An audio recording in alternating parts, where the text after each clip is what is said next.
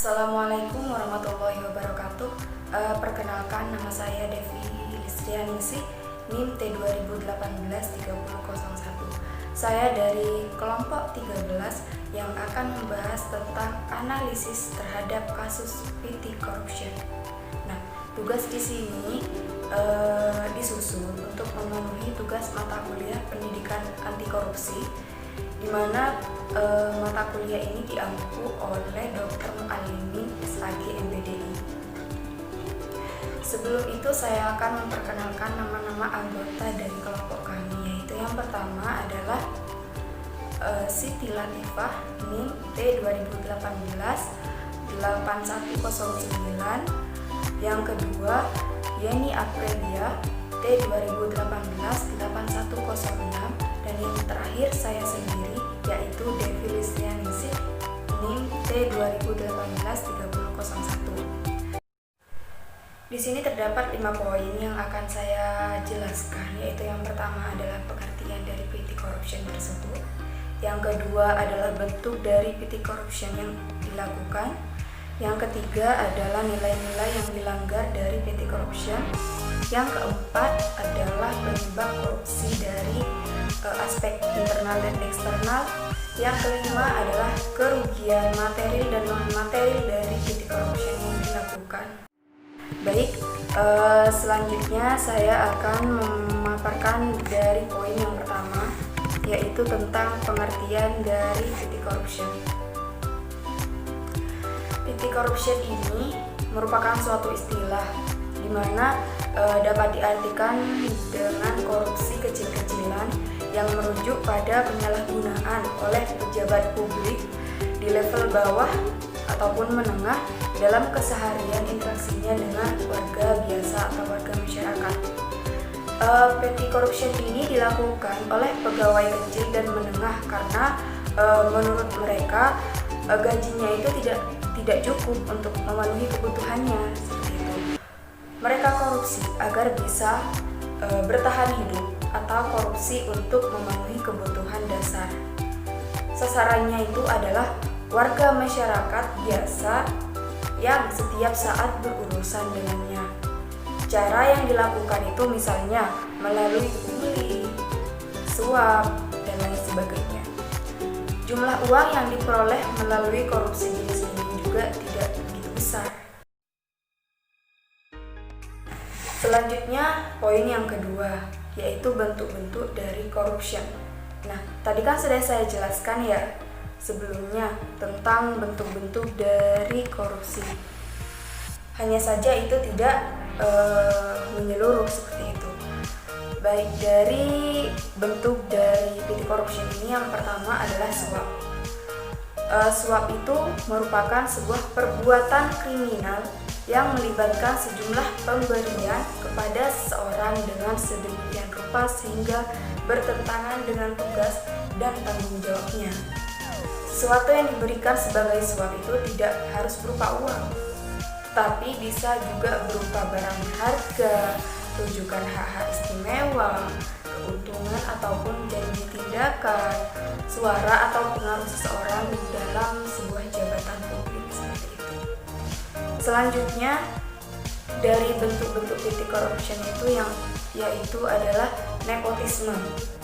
Nepotisme ini berarti memilih keluarga atau teman dekat berdasar pertimbangan hubungan kekeluargaan, bukan karena kemampuannya.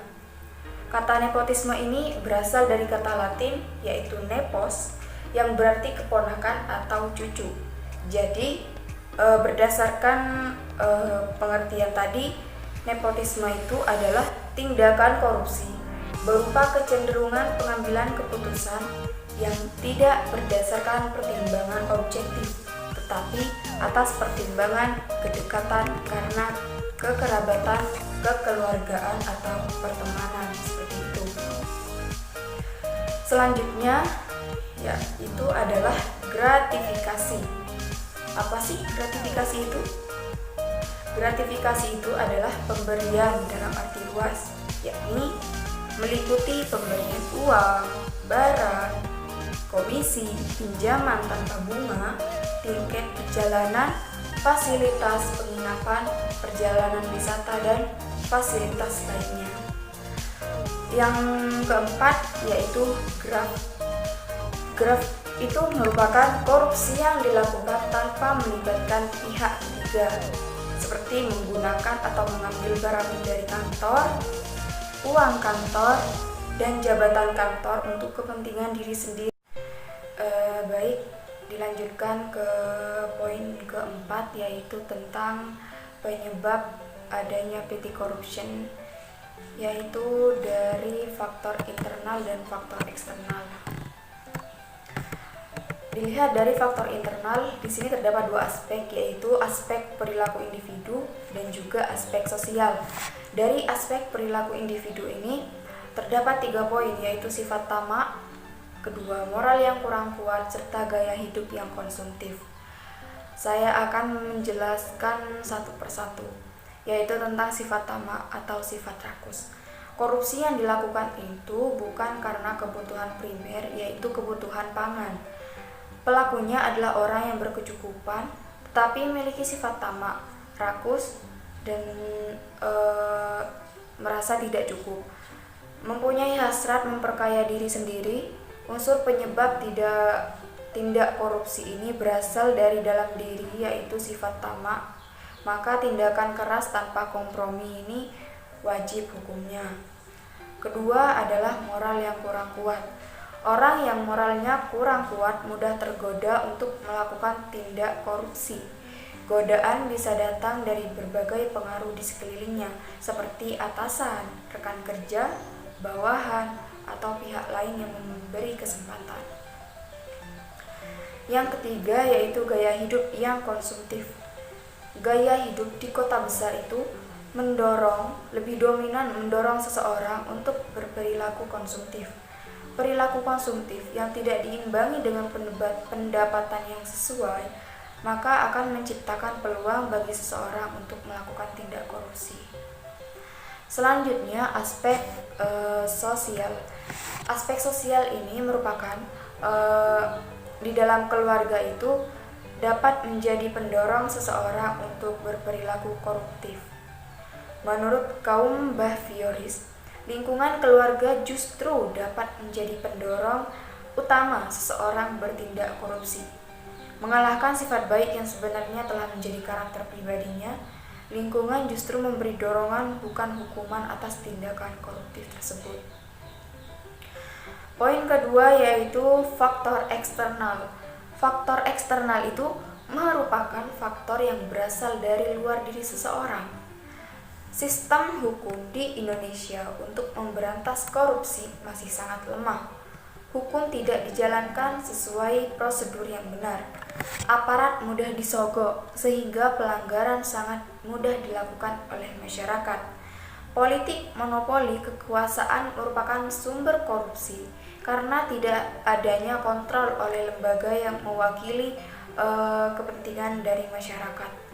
Faktor yang sangat dekat dengan terjadinya korupsi adalah budaya penyalahgunaan wewenang yang berlebih. Dalam hal ini terjadinya KKN, korupsi, kolusi, dan nepotisme. Nah, KKN ini masih sangat tinggi dan tidak hanya sistem kontrol yang baik menyebabkan masyarakat menganggap bahwa korupsi itu merupakan suatu hal yang sudah biasa terjadi. Sosial lingkungan juga dapat mempengaruhi seseorang untuk melakukan korupsi. Aspek-aspek yang membuat orang-orang melakukan korupsi, yaitu yang pertama adalah aspek sikap masyarakat terhadap korupsi, di mana dalam sebuah organisasi itu kesalahan individu sering ditutupi demi menjaga nama baik organisasi. Demikian pula tindak korupsi dalam sebuah organisasi seringkali ditutup-tutupi. Akibat sifat tertutup ini, tindak korupsi itu seakan mendapat pembenaran bahkan berkembang dalam berbagai bentuk. Sikap masyarakat yang berpotensi memberi peluang perilaku korupsi antara lain, pertama itu nilai-nilai dan budaya di masyarakat yang mendukung untuk terjadinya korupsi. Yang kedua, masyarakat menganggap bahwa korban yang mengalami kerugian akibat tindak korupsi adalah negara Padahal justru pada akhirnya kerugian terbesar yang dialami oleh masyarakat itu sendiri. Yang ketiga adalah masyarakat kurang menyadari bila dirinya terlibat dalam perilaku korupsi. Yang keempat, masyarakat kurang menyadari bahwa korupsi dapat dicegah dan diberantas bila masyarakat ikut aktif dalam agenda pencegahan dan pemberantasan korupsi. Aspek selanjutnya yaitu aspek ekonomi, di mana aspek ini sering membuka peluang bagi seseorang untuk melakukan korupsi. Pendapatan yang tidak dapat memenuhi kebutuhan atau saat sedang terdesak masalah ekonomi membuat peluang bagi seseorang untuk melakukan jalan pintas. Aspek selanjutnya yaitu aspek politik. Pada contohnya itu pada pemilihan umum pastinya akan melakukan korupsi, yaitu seseorang atau golongan yang membeli suatu atau penyuapan pemilih atau anggota partai dapat memenangkan pemilu. Politik uang merupakan fenomena yang sering terjadi di masyarakat seperti itu. Selanjutnya adalah aspek organisasi. Nah, dalam hal ini organisasi dalam arti yang luas termasuk sistem pengorganisasian lingkungan masyarakat. Organisasi yang menjadi korban korupsi atau di mana korupsi terjadi biasanya memberi andil terjadinya korupsi karena membuka peluang atau kesempatan terjadinya korupsi. Poin yang terakhir yaitu poin kelima adalah kerugian materi dan non materi dari petty corruption yang dilakukan. Jika dilihat berdasarkan kerugiannya, maka korupsi kecil itu tidak banyak menimbulkan kerugian secara ekonomis. Walaupun demikian, korupsi kecil tetap harus diwaspadai, mengingat pertama, jika korupsi kecil tidak diatasi, maka semakin lama akan menimbulkan kerusakan yang serius bagi negara. Kedua, jika rakyat melaporkan korupsi kecil dan tidak ditindaklanjuti dengan alasan korupsi ini kecil, maka rakyat akan putus asa. Mereka pun tidak akan bersedia untuk berpartisipasi dalam menangani masalah korupsi karena laporannya disepelekan oleh pihak yang berwenang. Berkenaan dengan itu, maka perbedaan korupsi besar dan korupsi kecil tidak masalah, namun penanganannya harus tetap sama.